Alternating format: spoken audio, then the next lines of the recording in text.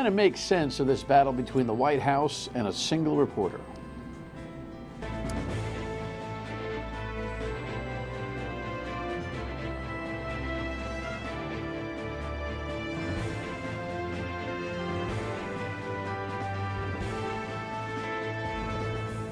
The Dan York State of Mind program is brought to you in part by Lookout Rhode Island and Taco Comfort Solutions. Of course, the big question is it about a single reporter? In some ways it is, in some ways it isn't. We've been trying to pick the brains of both legal scholars and journalists and journalism professors on both the radio and television shows regarding this Jim Acosta thing that got resolved sort of on Friday afternoon, but we've since learned that perhaps it's not resolved. So follow the bouncing ball and get on the roller coaster, right, with Donald Trump. Great to have you aboard. Thank you for joining us on this Monday evening of Thanksgiving week. By the way, Kev, I know you're off this week. The Patriots had a bye, but the Giants are they're making the move, you know. Okay. I'm just, you keep telling yourself that. Did you hear that? He said to keep telling myself that. 3-7, baby. We actually have a shot, I'm telling you. Anyway, let's take a look at today's headline to start this conversation. I'll tell you, the president just riffs and riffs and riffs. There were about 17 conversations that came out of his interview with Fox News. Here's the best summary we can give you.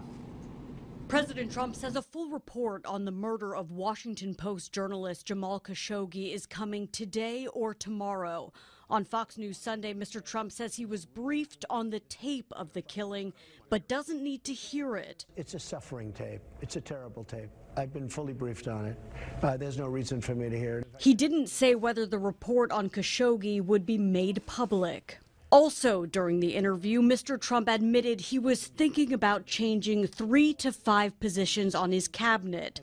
Chief of Staff John Kelly could be one of them. John at some point is going to want to move on.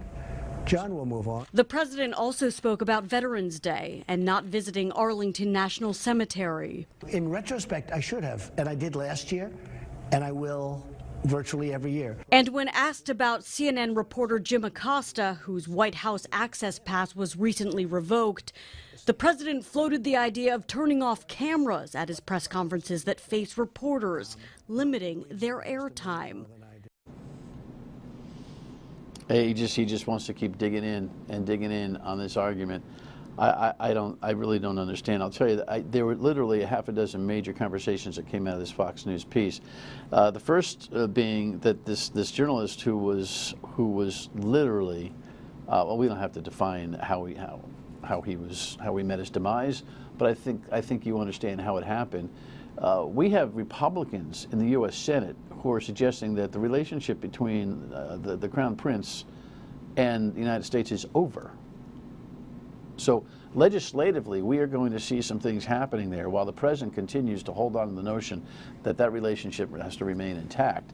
And that he didn't listen to the tape is some people could consider him weak for not listening to the tape. If he doesn't want to listen to the tape, that's fine. Maybe he wants to listen to the CIA. That might be a good place to start, don't you think?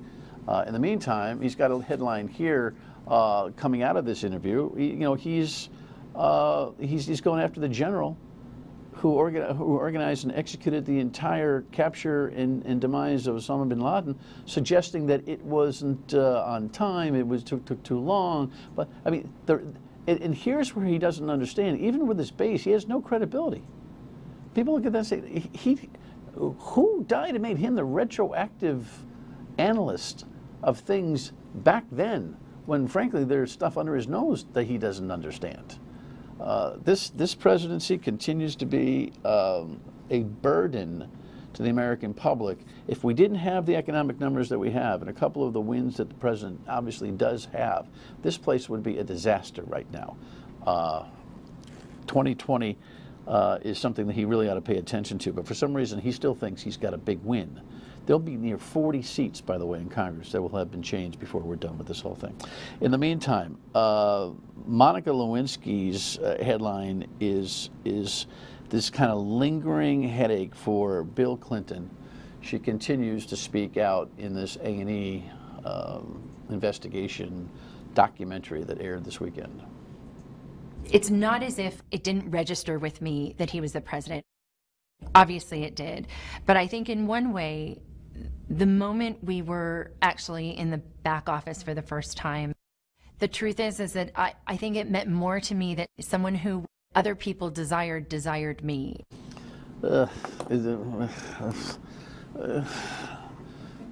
Okay, Monica, okay. I understand it's a whole purge, and I get it. And you know what? She has a right to stand up and try to reclaim her identity and to try to flip this thing that happened 20 years ago known as the Lewinsky scandal to the Clinton affair, which is what is the title of this journalistic series.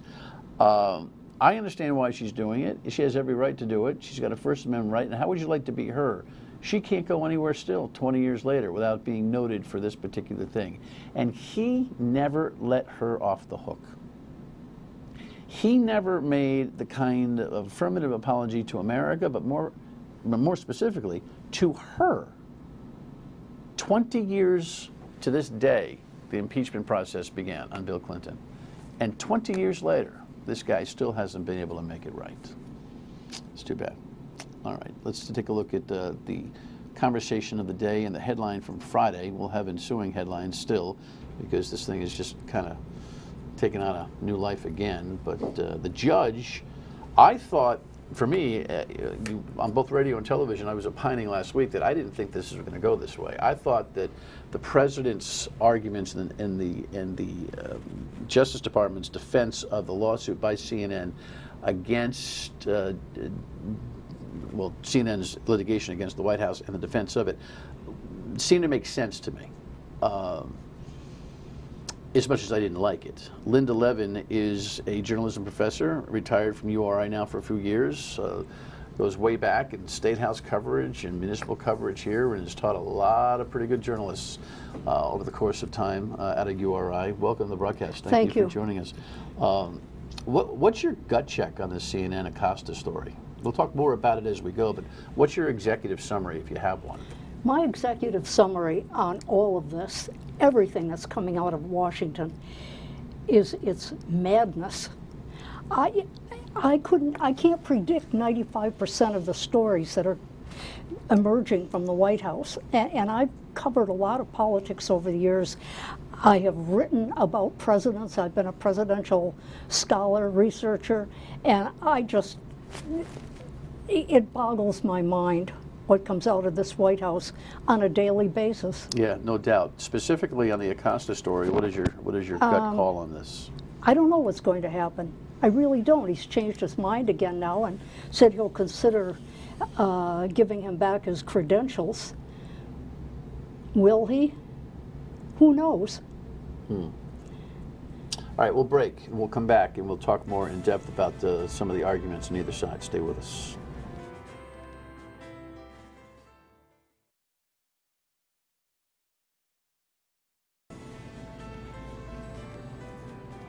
So in case you've been snoozing, here's what happened last week. CNN reporter Jim Acosta needed a court order to get back into the White House, and he got it. This is just any other day here at the White House for me. I would get back to work. CNN's lawsuit alleges that Acosta's First and Fifth Amendment rights were violated when the White House took away his credentials. Judge Timothy Kelly didn't rule on the underlying case Friday morning, but said CNN was likely to prevail on its Fifth Amendment claim because Acosta did not receive an explanation as to why his credentials were revoked, nor was he given the opportunity to rebut the White House's decision. That's enough. I was going to ask one of the other folks. That's enough. Pardon me, ma'am. The White House claims it made the decision after Acosta refused to surrender a microphone during a press conference last week.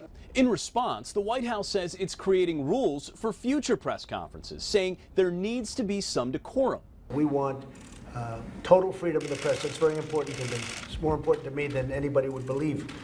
But you have to act with respect. You're in the White House. President Trump hinted that the White House could try to revoke Acosta's pass again in the future. They don't listen to the rules and regulations. We'll end up back in court and we'll win. Many news organizations, including CBS News, filed friend of the court briefs in support of CNN's lawsuit to defend its constitutional rights. You get all that? This is going to be a good exercise. This is an opportunity for American citizens to actually check in to their own use of media, their understanding of journalism, and some of the legal issues that surround the constitutional arguments, pro and against here. Here's a headline that came out following the production of that package on the idea that CNN might have another battle. This emergency hearing that's now been asked for today, because the president is still talking about revoking Jim Acosta's press pass. In fact, the letter was sent to Acosta after that judge's decision, putting him on notice. And it seems to me that they were probably looking to cover their tails on some Fifth Amendment due process. Professor, do you have any thought on the difference between the First Amendment and Fifth Amendment arguments that were woven into this story? This is a very tricky issue. Most presidents, I think, would have, in this case, simply asked other reporters to ask questions, ignored him, and he would have had to sit down. Instead, Trump engaged in a dialogue, an argument with him, and I think that just made the whole issue fester and was really a lot worse than it would have been. You're talking about the actual event itself. The event itself. Right. So what came out of that then was, is this a lack of due process? No doubt. He didn't give him any reason other than that he thought he was a rude, I've forgotten the words he used, rude something or other, and told him to leave. Yeah. Revoked his credentials. The First Amendment issue is an interesting one because the right of free press, does that mean that anyone who holds a press conference, any public official, can ask a journalist to leave for one reason or another? Is that violating the First Amendment? I'm not sure it is. It's his press conference. If he doesn't want a journalist in there, I think it was the way he did it, the way he handled it, that made it much worse than it would have been had he just kind of made it a low-key issue. Yeah, there's an argument the Defense Department is used, I should say the Justice Department, in defense of this action by CNN to get the temporary restraining order, to get the pass back into Acosta's briefcase, or around his neck, as the case may be. That suggests that the president doesn't have an obligation to talk to anybody. We'll talk about that when we come back. Stay with us. I made a... it's interesting that the professor suggests that we spend, or the journalists spend more time explaining how they do their work. That's not a bad idea. I'll tell you, there's going to have to be some trust built back between consumers of news and news producers on all platforms. What's really scary is that latest data shows that more people trust the news that's passed on to them from friends on Facebook than they do traditional media sources.